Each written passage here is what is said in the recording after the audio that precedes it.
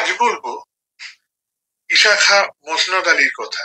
এই ঈশা খাঁ মসনদ আলী দ্বাদশ ভূঁইয়ার মধ্যে এক অত্যন্ত পরাক্রমশালী ভূঁইয়া ছিলেন।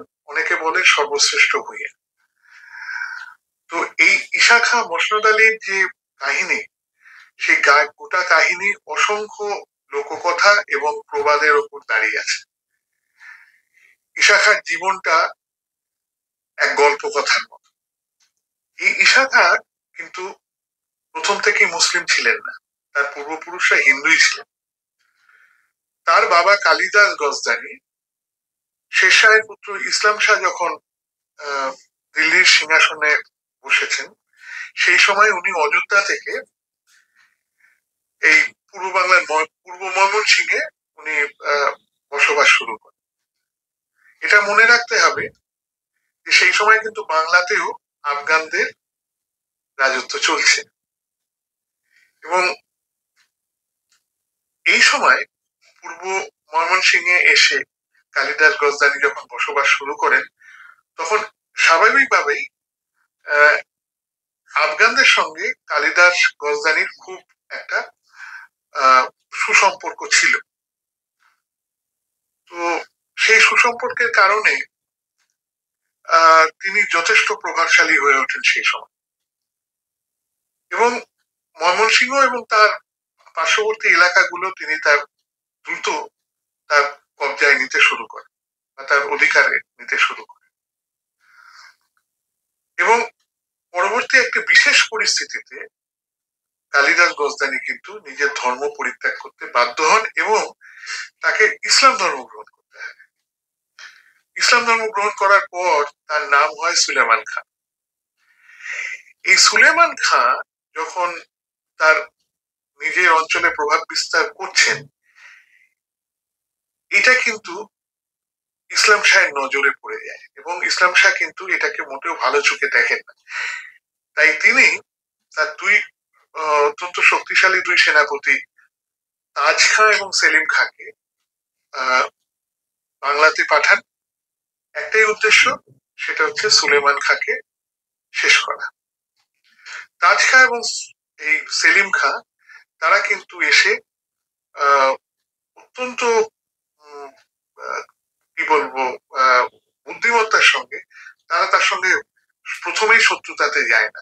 তাকে সুলেমান খাঁকে তারা বন্ধু হিসেবে নিজেদের কাছে ডেকে পাঠায়, এবং সেখানেই তারা বিশ্বাসঘাতকতা করে সুলেমান খাঁকে হত্যা করে। এবং শুধু তাই নয়, সুলেমানের দুই পুত্র ঈশা এবং ইসমাইলকে তারা তুরানে বিক্রি করে দেয়।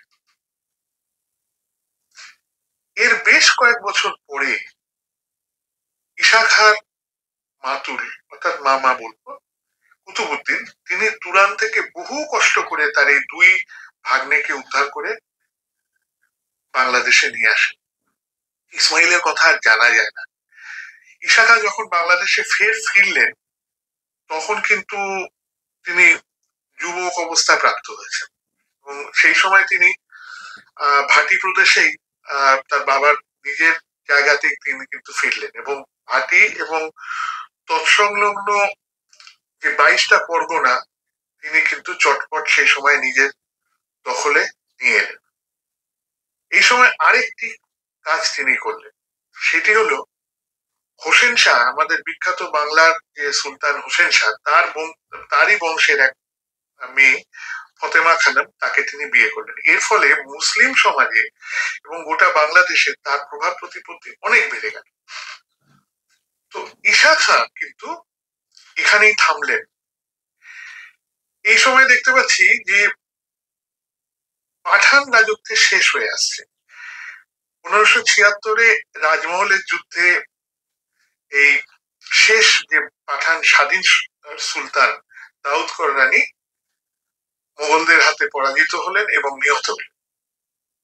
কিন্তু দাউদ কররানীর পরাজয় এবং মৃত্যুর পরে কিন্তু এসব সত্ত্বেও মোগলরা কিন্তু পুরোপুরি বাংলাকে দখল করতে পারলো না। তার কারণ হচ্ছে এখানকার দুর্ধর্ষ এই জমিদাররা এবং এই বিদ্রোহী আফগানরা, এরা কিন্তু প্রাণপণে মুঘলদের আক্রমণ ঠেকিয়ে যেতে লাগে এবং অনেক ক্ষেত্রে তারা সফল হতে লাগে। সেই সময় আহ, আহ, এই তোমার শ্রীপুরের চাঁদ রায়, কেদার রায়, যশোরের প্রতাপাদিত্য, এবং এর সঙ্গে অবশ্যই নাম করবো এই আজকে যার কাহিনী বলছি ঈশা খান, এবং এদের সঙ্গে উড়িষ্যার বিখ্যাত বিদ্রোহী, আফগান বিদ্রোহী এই আমরা মাসুম খা কাবুলির কথাও বলবো।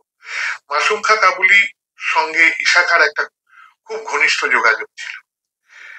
তো যাই হোক, এই সময় ঈশা খা কিন্তু মোগলদের বিরোধিতায় নেমে পড়লেন।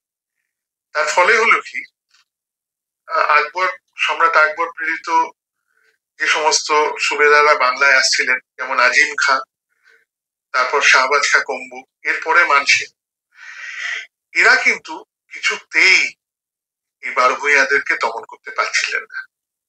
তারা একরকম প্রায় স্বাধীনভাবে রাজত্ব চালিয়ে যাচ্ছিল। তো যাই হোক, আমরা এই পর্বে দেখবো যে ঈশা খাঁ একটা খুব বুদ্ধিমত্তার সঙ্গে মোগলদের সঙ্গে নিজের ব্যবহারটা টিকিয়ে রেখেছিলেন। তিনি সময় সময় যখন মোগলদের হাতে বিপদে পড়তেন, পরাজিত হতেন, তখন তাদের সঙ্গে বশ্যতা স্বীকার করতেন। আবার খানিক বাদে যখন উপযুক্ত সুসময় দেখতেন, তখন আবার বিদ্রোহ ঘোষণা করতেন।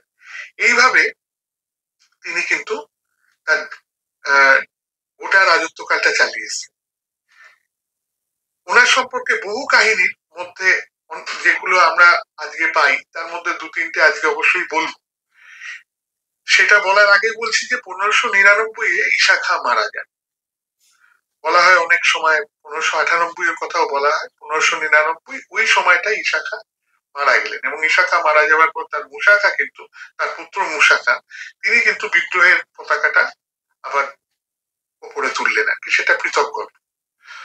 কিন্তু এই 1599 পর্যন্ত ঈশা খাঁর যে কার্যকলাপ, সেই কার্যকলাপ বড় বিচিত্র। এই এগুলো আজকে পূর্ববঙ্গে প্রায় প্রবাদের মতো হয়ে রয়েছে। তো ঈশা খাঁ যে রাজত্ব, তার যে ভাটি প্রদেশের রাজত্ব ছিল, সেই রাজত্বের যে রাজধানী, সেটা কত্রাবুপুরে বা সোনারগাঁ, সুবর্ণগ্রাম যেটাকে বলি, এবং পরবর্তীকালে সেটা জঙ্গলবাড়িতে কোথায় ছিল সেটা আজকে আর বিতর্কের বিষয়, জানতে পারা যায় না। তবুও আজকে জঙ্গলবাড়ির যে মানে ঈশাখার বংশীয় যারা রয়েছেন, তাদেরকে আজও জঙ্গলবাড়ির দেওয়ান বলে করা হয়, অভিহিত করা হয়। তো এই ঈশাখার জীবনে অনেকগুলো এই ধরনের মানে আছে, প্রবাদ, প্রবাদের মতো গল্প আছে, এবং যা অত্যন্ত মানে রোমাঞ্চকর আর কি। তো সেরকম কয়েকটা গল্প আজকে বলে ঈশা খান আজকে এই গল্প শেষ করবো। একটা গল্প এরকম ছিল যে আমরা সবাই জানি যে উনি শ্রীপুরের চাঁদ রায়, কেদার রায় খুব বন্ধু ছিলেন, এবং একবার সেই উনি শ্রীপুরে যাওয়ার পরে উনি সেখানে চাঁদ রায়ের কন্যা বা দুইটা স্বর্ণময়ীকে দেখতে পান, এবং উনি তাকে হরণ করে নিজের বিয়ে করে নিজের কাছে নিয়ে আসেন খিদিরপুরে। এরপরে হয় কি, শ্রীপুর এবং খিদিরপুর চিরশত্রুতে পরিণত হয়, এবং এই স্বর্ণময়ীকে বিয়ে করে আনার পর তার পরে কেদার রায় বহুবার খিদিরপুর ধ্বংস করার উদ্যোগ নিয়েছে। তো খিদিরপুর এর স্বর্ণময়ী যাবার পর সেখানে তার নাম পাল্টে তিনি বিবাহের পর তার নাম সোনা বিবি হয়। অনেক জায়গায় নেয়ামত বিবি হিসেবেও তাকে দেখানো হয়েছে। অনেক সময় এই স্বর্ণময়ীর আরেকটা নাম সুভদ্রা হিসেবেও দেখানো। যাই হোক, এই এইটা যেমন তার একটা একটা অভূতপূর্ব, সেই যুগের পরিপ্রেক্ষিতে সেই যুগের সমাজের পক্ষে একটা অভূতপূর্ব কাজ, যে একজন হিন্দু কায়স্থ জমিদারের বাড়ি থেকে তিনি তার কন্যাকে হরণ করে নিয়ে এসে বিয়ে করেছিলেন। সেই যুগে সেটা একটা বিশাল আলোড়ন ফেলেছিল। তেমনি আরো গল্প আছে। ঈশা খাঁ যে বীর ছিলেন এর সম্পর্কে কোনো মানে ওর অতি বড় শত্রু এর উল্টো দিকে কিছু বলতে পারবে। একবার মানসিংহ যখন তার 11 সিন্ধুর দুর্গ অবরোধ করেছেন, সেই 11 সিন্ধুর দুর্গে তখন অবরুদ্ধ হয়ে আছেন ঈশা খাঁ, তখন ঈশা খাঁ মানসিংহকে দ্বন্দ্বযুদ্ধে আহ্বান করলেন। তো দ্বন্দ্বযুদ্ধে আহ্বান করার পর মানসিংহ প্রথমে ঈশাকে খুব গুরুত্ব দেননি। উনি তার নিজের জামাইকে পাঠালেন ঈশাখাকে মোকাবিলা করার জন্য। তো ঈশাখাও জানতেন না যে মানসিংহ আসেননি, মানসিংহের জামাতা এসছেন। সেই দ্বন্দ্বযুদ্ধে তার জামাতা নিহত হলেন। সেই নিহত হওয়ার পরে ঈশাখা যখন জানতে পারলেন, ঈশাখা অত্যন্ত কষ্ট পেলেন। তো যাই হোক, ঈশাখা আবার মানসিংহকে অত্যন্ত কঠোর ভাষায় বলে লিখলেন যে আপনার সাহসে কুলোলো না যে আপনি নিজে এসে আমার সঙ্গে লড়াই করেন, আপনি আপনার জামাতাকে পাঠিয়েছেন, আপনি নিজে আসুন।